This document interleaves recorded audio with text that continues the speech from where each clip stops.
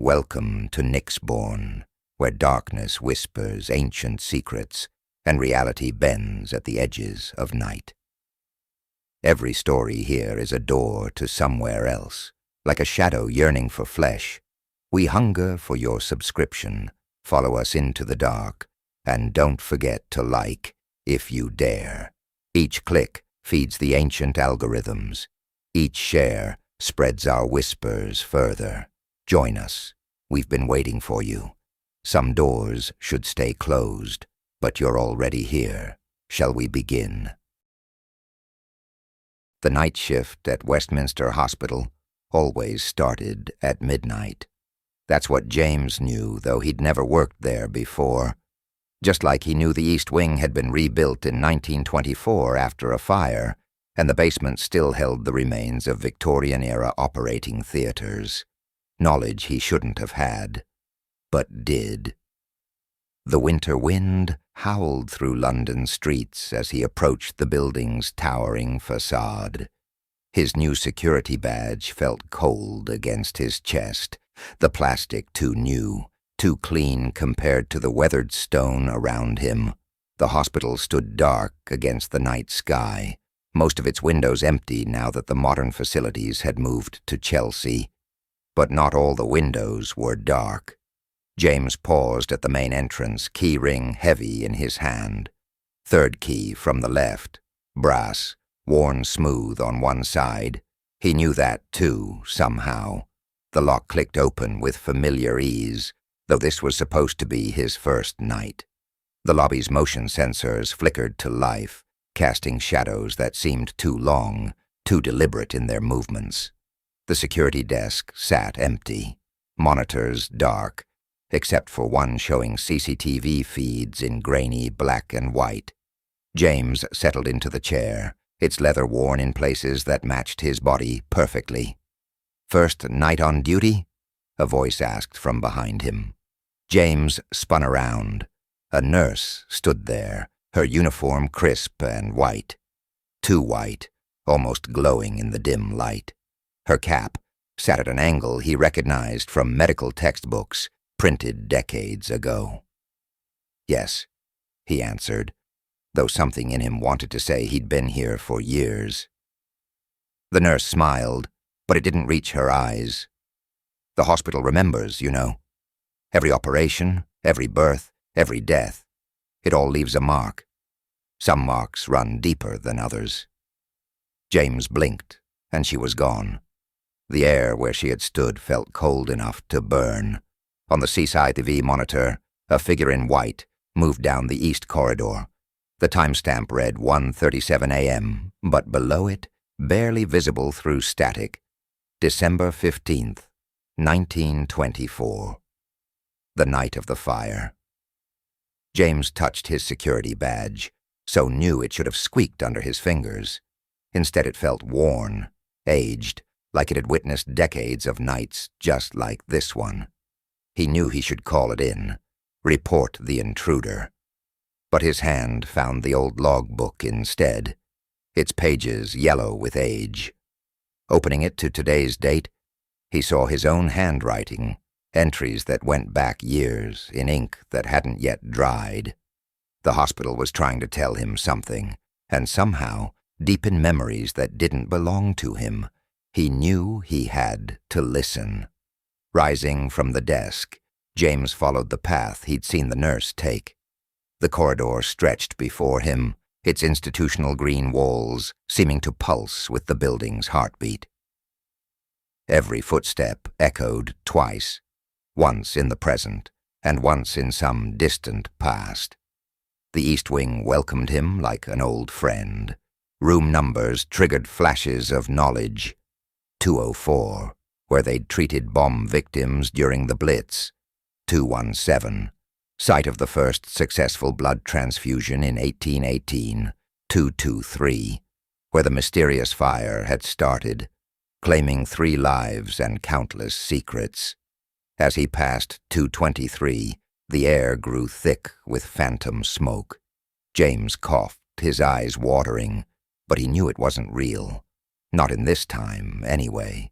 A child's laughter echoed from somewhere ahead, followed by the squeaking of ancient wheelchair wheels on polished floors. James quickened his pace, turning a corner to find nothing, just empty halls, and the lingering scent of carbolic acid, the hospital's preferred disinfectant in the 1890s. How did he know that? The answer came with the next wave of not his memories. He knew because Dr. Harrison had insisted on it, even after newer methods became available. Dr. Harrison, who died in 1891, whose portrait still hung in the administrator's office. James had never seen that portrait. Had he? A metal tray clattered somewhere behind him. James spun to see surgical instruments scattered across the floor, ancient crude things that belonged in a museum. Or perhaps they were already in one. The hospital's small medical museum had occupied this very spot until 1962. As he bent to examine them, his hands moved with practiced certainty, arranging the tools in proper order: bone saw, arterial forceps, surgical scissors. He could name each one, could demonstrate their use if pressed. Knowledge that no security guard should possess flowed through him like a fever. "You remember more than most," the nurse's voice came again, closer now. "But do you remember enough?" James straightened but kept his eyes on the instruments. "Who are you?" Wrong question. Her shoes came into view, impossibly white against the dark floor. "Ask instead, who were you?"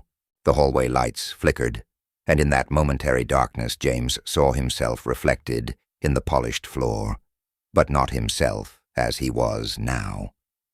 The reflection wore a surgeon's garb from another century, hands stained with old blood, eyes heavy with secrets. When the lights stabilized, both nurse and instruments had vanished, but the memory of that other face, his face, yet not, remained burned into his mind.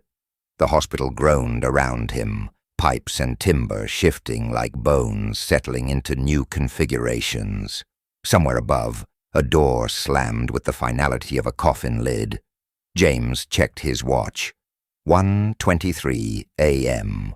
Not even 2 hours into his shift, and already the lines between past and present were blurring. How many more hours until dawn? How many more memories would surface? And more importantly, what would he remember that the hospital wanted kept forgotten? The hospital's basement called to James like a forgotten memory. Each step down the narrow staircase felt like descending through time. The old Victorian operating theater waited below. He knew its location without needing maps. His flashlight caught dust motes, dancing like lost souls, each carrying whispers of a century's procedures. The beam revealed worn stone steps, polished by countless feet that had hurried down to save lives, or end them. A metal gurney stood at the bottom, its wheels frozen with age. As James passed, it creaked and rolled, following his movement. The sound echoed wrong, carrying the screech of surgical saws beneath it. "Time for your rounds, doctor." The nurse from upstairs stood beside an ancient door, her uniform now stained with old blood.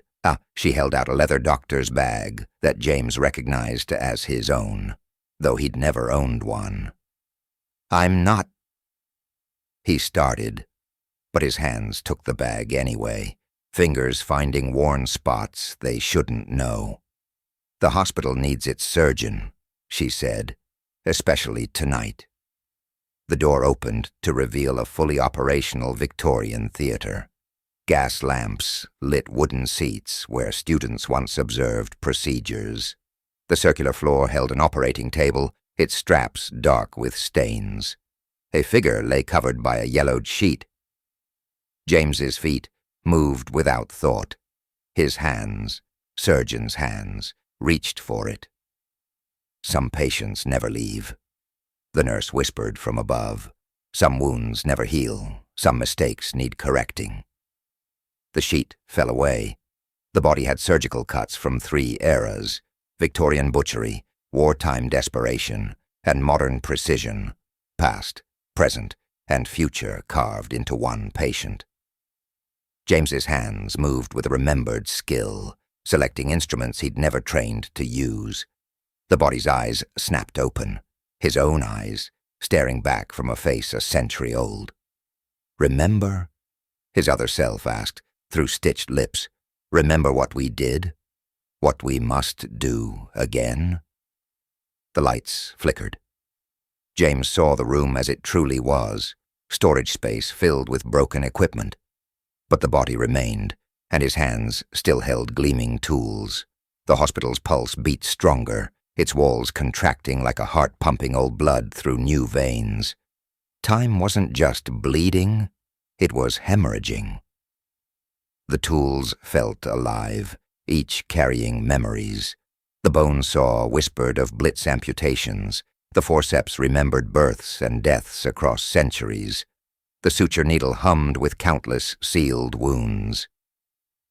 "Every operation leaves its mark," the nurse said. "On the hospital, on the surgeon, on time itself. The mistakes, the lives we couldn't save. They're all here, waiting." The body shifted. A Victorian gentleman, a World War II soldier, a modern accident victim. All wore his face, all bore desperate eyes. "Why me?" James asked, though he knew. "You exist in all 3 times," she replied. "Only you can seal these wounds. After all, you made them." The last bulb burst, leaving only ghostly gas lamps. James saw 3 reflections overlay: the Victorian surgeon who'd pushed too far, the W.F. doctor who'd made desperate choices, and himself, carrying their guilt. Time wasn't just bleeding, it was infected, and somehow he would have to operate on time itself. James watched his 3 reflections merge into one. Past, present, future, all carrying the weight of Westminster's secrets. The surgical tools grew warm in his hands, ready to begin. The procedure must be precise, his Victorian self whispered through time. Cut too deep, and history bleeds out. Too shallow, and the infection spreads. The nurse appeared at his side, laying out instruments in perfect order. "Start with the oldest wound," she guided. 1887, the night we tried to save time itself. James's hands moved with inherited skill. Each incision revealed layers of hospital memories, screaming patients, desperate doctors, whispered prayers.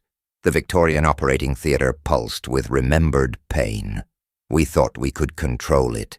His World War II self spoke through the shadows. During the Blitz, when bombs erased whole streets, we tried to stitch moments back together. Save those already dead, change what was written. Blood, or something darker, flowed as James worked.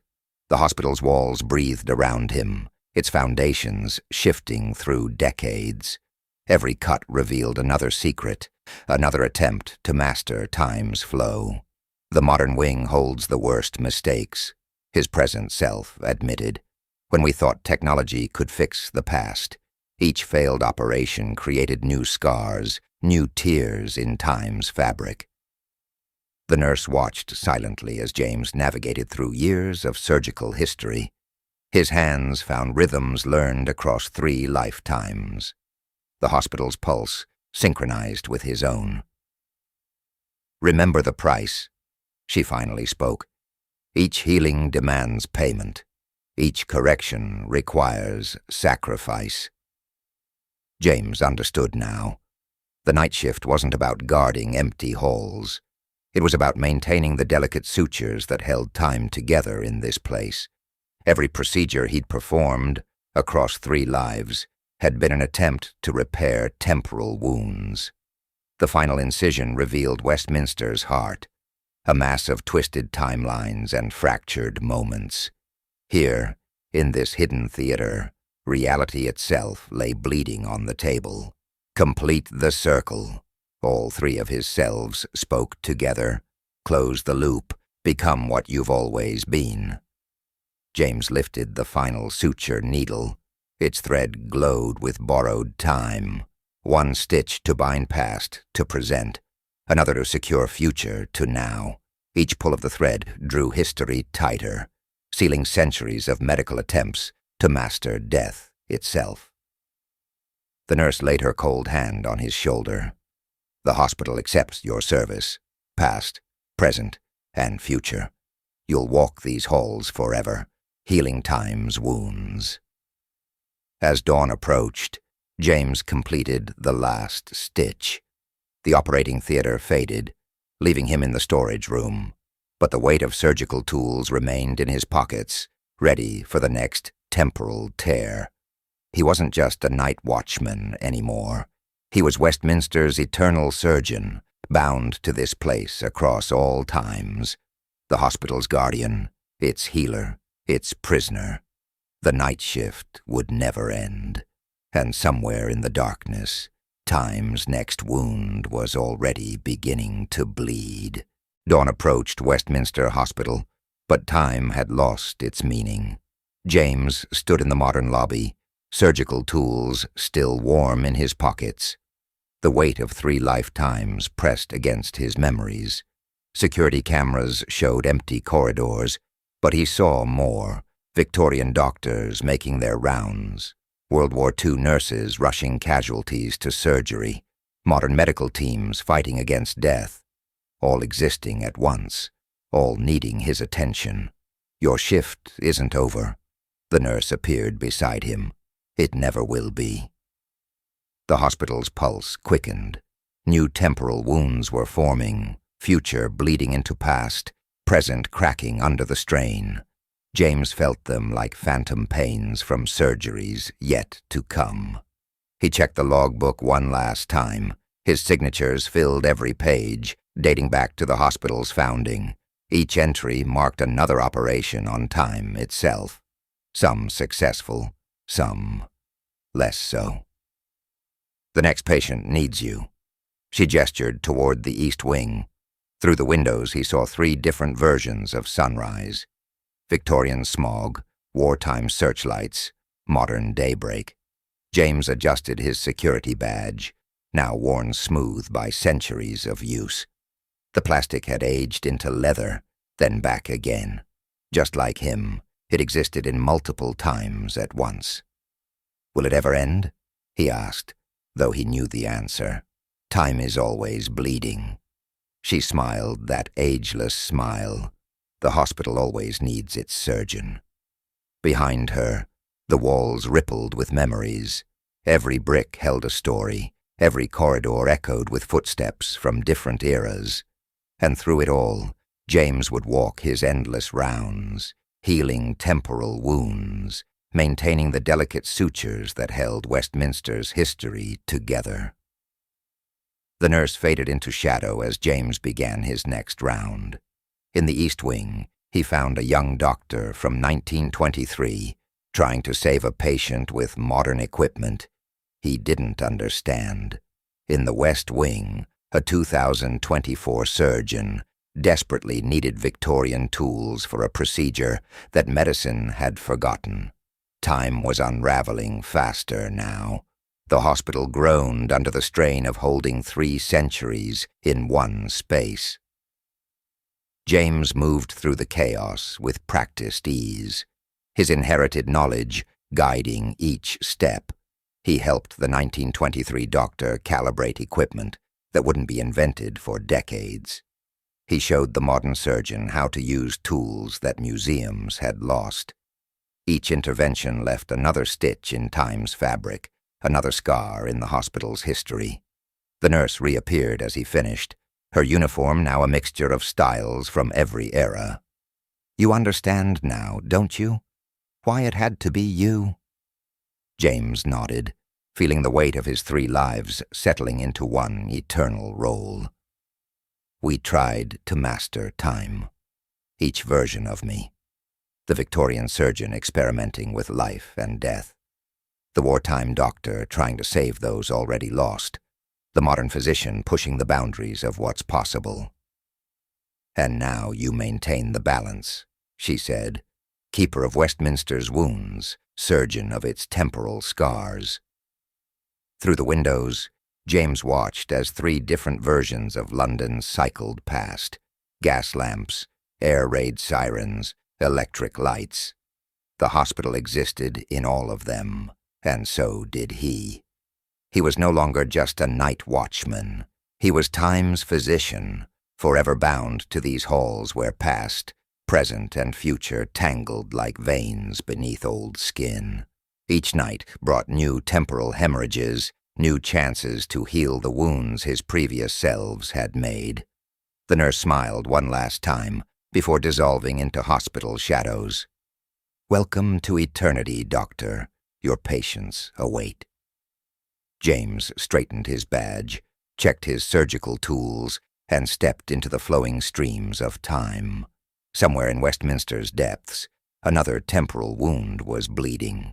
Another operation needed his impossible skill. The night shift continued. It always would. In every era, in every version of Westminster Hospital, a security guard named James walks the halls. If you find yourself there after midnight, you might see him, moving with a doctor's grace, carrying tools from 3 different centuries. Just don't ask him when his shift ends. Time's surgeon is always on call. Shadow, remember that darkness is patient, eternal, waiting for your return. Until next time, feed your nightmares with a subscription, mark your territory with a like, and share our whispers with those who dare to listen. The night is calling, and Nyxbourne never sleeps. Stay with us. There are so many more stories to tell.